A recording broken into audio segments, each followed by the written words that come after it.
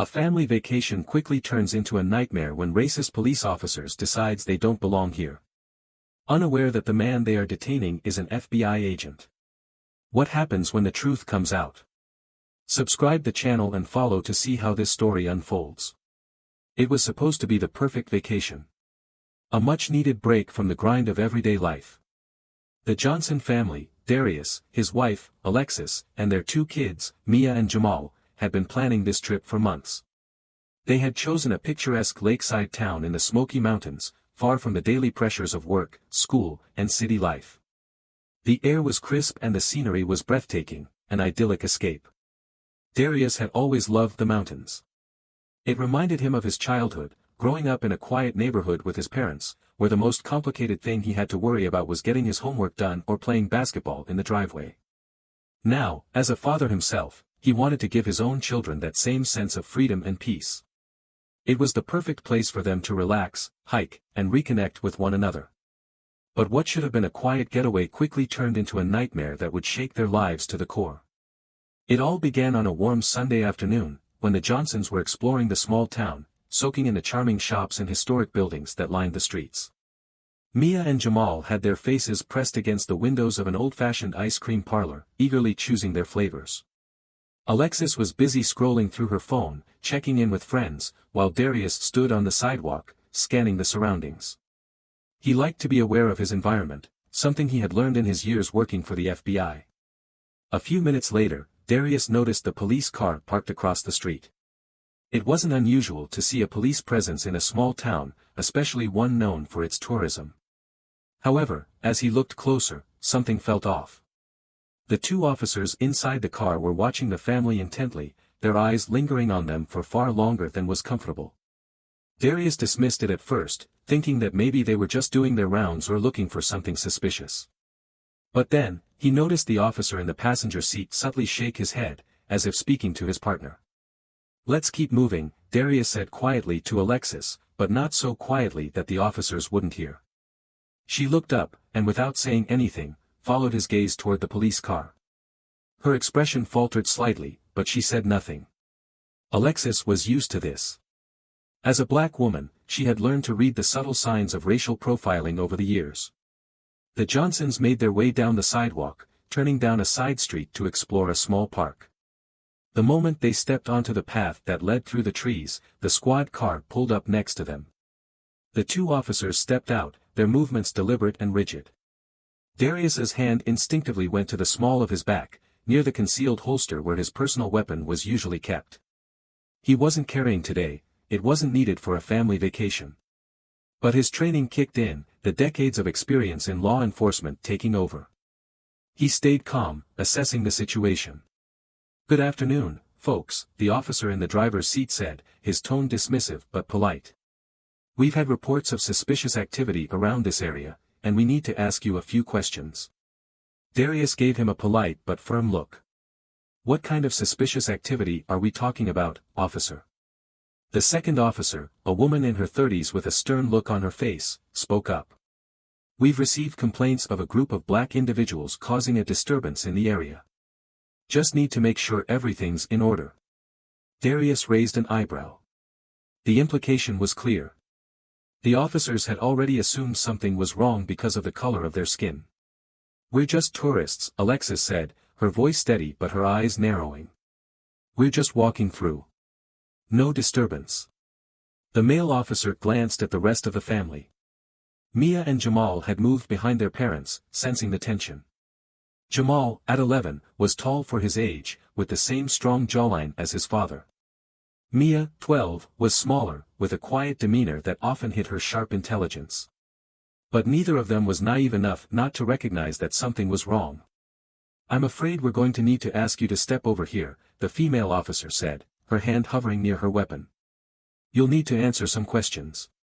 "Is this really necessary?" Darius asked, his voice calm but his stance unyielding. "We're just here on vacation. We're not doing anything wrong." "I said step over here," the male officer repeated, now taking a step toward Darius. It was clear this wasn't just a routine stop. It was a power play. The officers were asserting control, testing how much they could push before the Johnsons would push back. Darius had seen this type of behavior many times in his work, but never directed at his own family. He could feel his anger rising, but he kept it in check, keeping his voice calm and even. "Let's just comply," Alexis said, putting a hand on his arm. "We don't need any trouble." Darius hesitated for a moment, but he nodded. "All right," he said, his voice even but firm. "But I want to know why we're being detained, and I want to speak to a superior officer." The officers didn't respond. Instead, they started to motion for the family to move toward their squad car.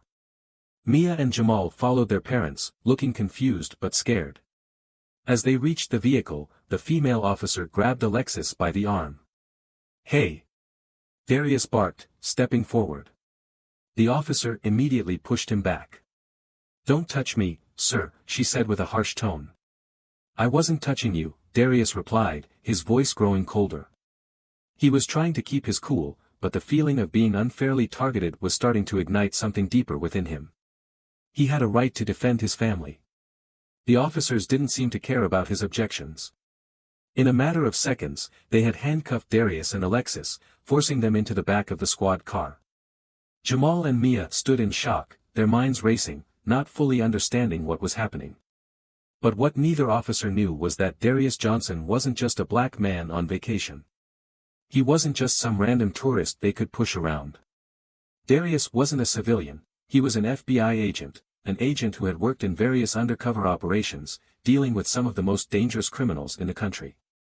He wasn't just any agent, he had an extensive background in civil rights and had spent years fighting for racial justice in law enforcement. He knew how to handle situations like this. He just hadn't expected to have to do so with his own family. Darius took a deep breath, steadying himself. He didn't let the officers know who he was right away. There was no reason to escalate the situation further. Instead, he quietly repeated to himself his badge number, the code that would unlock his connection to the highest levels of law enforcement. As the officers prepared to drive them to the station, Darius finally spoke up. "I'm an FBI agent," he said slowly, his voice steady, but firm. "I am currently working undercover in this region." The officers paused, clearly startled. The male officer turned back to him, the initial smugness on his face faltering. "What did you say?" "I'm an FBI agent," Darius repeated, his voice unwavering. "You've made a huge mistake. You should release us immediately. I expect an apology and a full investigation into this wrongful detainment." The officers exchanged a glance, but neither of them said anything for a moment. Then, the male officer moved toward his radio, speaking in low tones. Within minutes, more police cars arrived, this time with a higher-ranking officer. A man in his 50s stepped out, wearing a crisp uniform. He had a look of confusion on his face as he approached. "What's going on here?" he asked. The female officer stammered. "Sir, we were just questioning them." "This is a family vacation," Darius interjected, his voice cold.